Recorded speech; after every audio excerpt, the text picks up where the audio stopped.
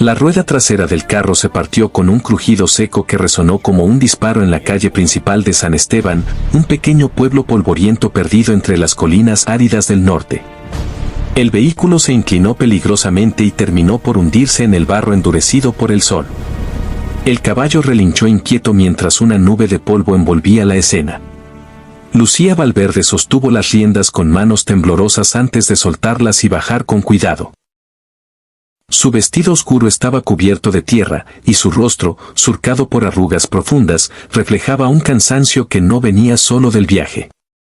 Tenía 56 años y llevaba la pérdida marcada en los hombros. A unos metros de distancia, apoyado contra un poste frente a la cantina, Mateo Rivas observaba en silencio.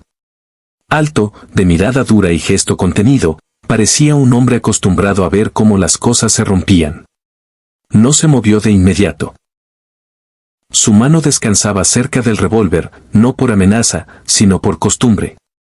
Los habitantes del pueblo miraban desde puertas entreabiertas y ventanas polvorientas, curiosos, cautelosos, inmóviles. Lucía levantó la voz, quebrada pero firme. Necesito un lugar donde pasar la noche. ¿Puedo pagar? El viento arrastró sus palabras por la calle vacía. Mateo se separó del poste y caminó hacia ella con paso lento. Sus espuelas tintinearon suavemente.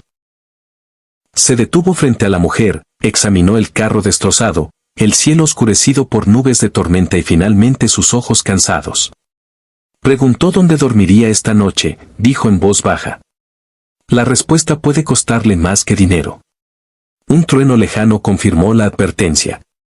Mateo Rivas había llegado a San Esteban 6 meses antes sin pasado visible. Traía un caballo viejo, un rifle gastado y un silencio que incomodaba a todos. Trabajaba en el establo, domando animales que otros hombres no podían controlar. Dormía en el pajar, comía solo y evitaba miradas. Algunos decían que había huido del sur tras una pelea sangrienta, otros que había sido soldado y que la guerra lo había dejado vacío. Nada se comprobó nunca. Hasta 2 semanas antes, cuando intervino para salvar a una muchacha acorralada por un borracho detrás del almacén.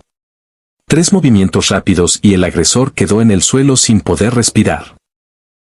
El alguacil, don Emilio Barrenechea, había observado todo desde la acera opuesta. No lo arrestó, pero tampoco lo olvidó. Ahora lo miraba desde la ventana de su oficina mientras Mateo hablaba con la forastera. Lucía siguió a Mateo hasta una pequeña cabaña en las afueras del pueblo.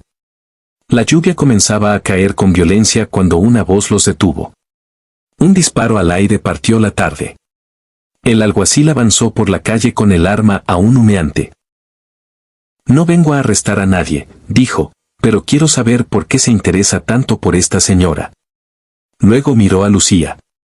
Y también quiero saber qué hace usted aquí. Ella respiró hondo. Mi carro se rompió. Necesitaba refugio. Nada más. El alguacil pateó un trozo de madera de la rueda rota. Curioso. Esta mañana recibí un mensaje desde la capital. Un tal Esteban Montero anda ofreciendo dinero por información sobre una viuda que viaja con algo valioso. Algo que tiene que ver con su tierra. El rostro de Lucía perdió color. Mateo dio un paso al frente, interponiéndose. Ella no tiene obligación de responder. El alguacil sonrió sin alegría. Tal vez no. Pero los hombres que vienen detrás no son tan pacientes. 3 jinetes aparecieron en la colina mientras el cielo se abría en un aguacero furioso. Mateo tomó del brazo a Lucía y la condujo a la cabaña. Cerró la puerta justo cuando los gritos se perdían entre la lluvia. Dentro, el espacio era mínimo. Una cama estrecha, una mesa, 2 sillas y una estufa de hierro. El agua se filtraba por debajo de la puerta.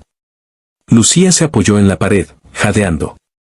Mateo vigilaba por la ventana. No entrarán ahora, dijo. Pero al amanecer volverán. Lucía sintió y sacó de su abrigo un cuaderno de cuero hinchado por la humedad. Esto es lo que buscan. Mateo lo tomó pensando que era un mapa, pero ella negó con la cabeza. Era el diario de su esposo, Andrés Valverde. En él había notas sobre la tierra, pozos, marcas extrañas. Una página llamó la atención de Mateo. Hablaba de una corriente subterránea, profunda, inagotable. Agua suficiente para todo el valle. Agua capaz de cambiarlo todo. Lucía explicó entre lágrimas que Andrés había intentado advertir a las autoridades. Nadie lo creyó. Murió antes de demostrarlo. Ahora los rumores habían llegado a oídos de hombres poderosos. Fuera, las luces se multiplicaban. Más jinetes. Mateo comprendió. Si controlaban esa agua, controlarían la región entera. Lucía lo miró con valentía cansada.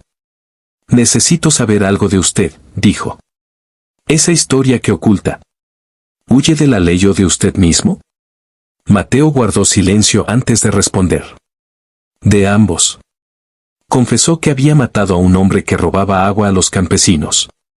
Nadie lo juzgó, pero lo persiguieron. Un relámpago iluminó el rostro de Lucía y en él vio comprensión. La puerta se abrió de golpe. El alguacil entró empapado, con el arma baja.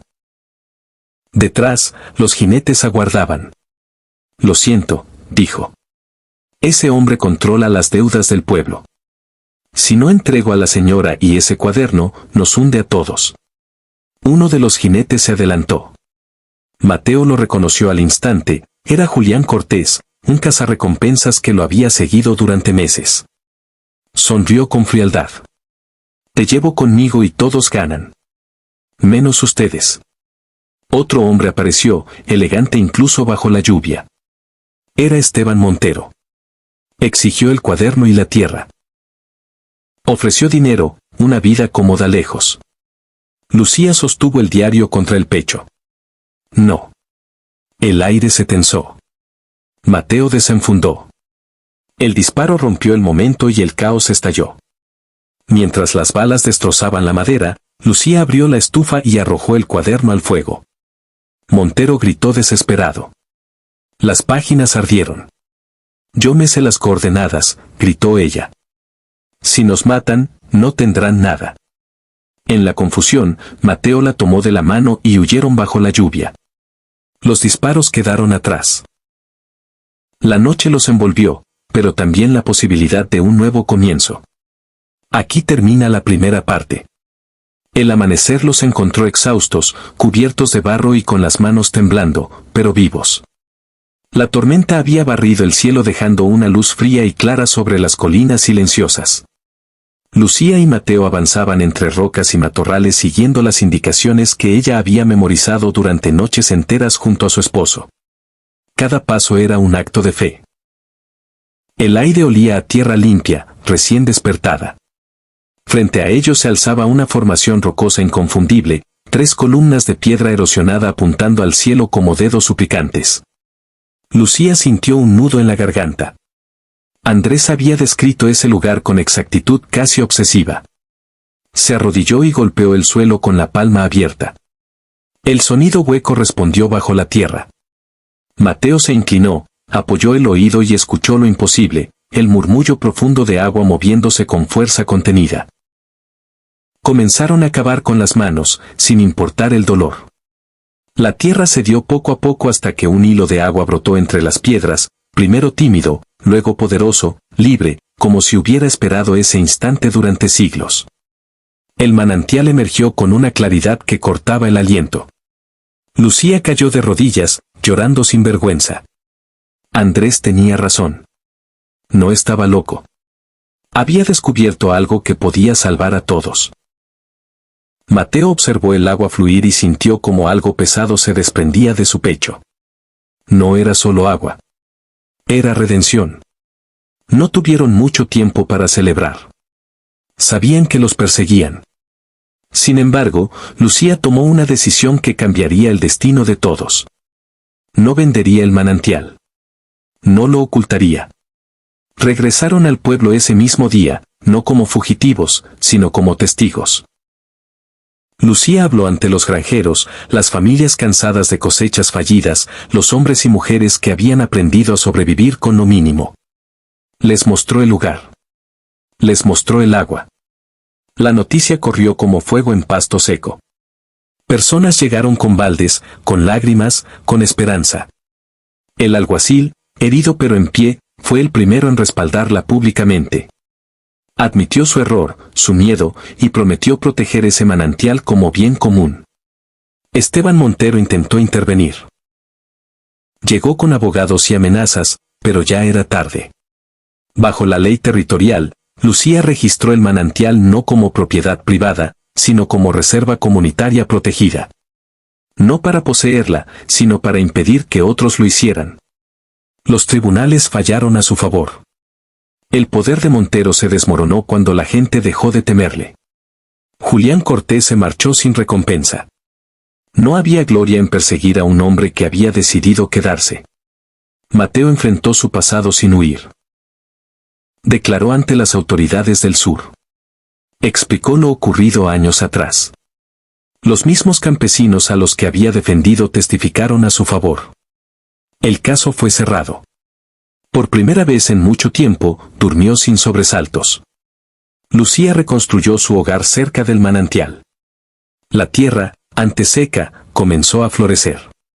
Brotes verdes aparecieron donde solo había polvo. El valle cambió de color.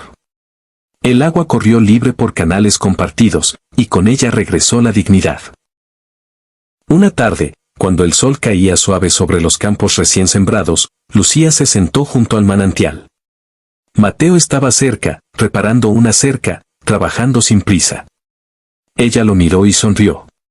¿Dónde dormirás esta noche?, preguntó en voz baja, no como duda, sino como reconocimiento. Mateo levantó la vista, miró el agua, la tierra viva, el hogar que habían defendido juntos. Aquí, respondió. Donde pertenezco. La respuesta no solo le dio refugio a Lucía aquella noche en que todo parecía perdido. Le devolvió el futuro, la voz y la certeza de que incluso en los lugares más áridos, la valentía puede hacer brotar vida. El vaquero no le ofreció solo un techo. Le ofreció una elección. Y al elegir quedarse, ambos dejaron de huir para empezar, por fin, a vivir.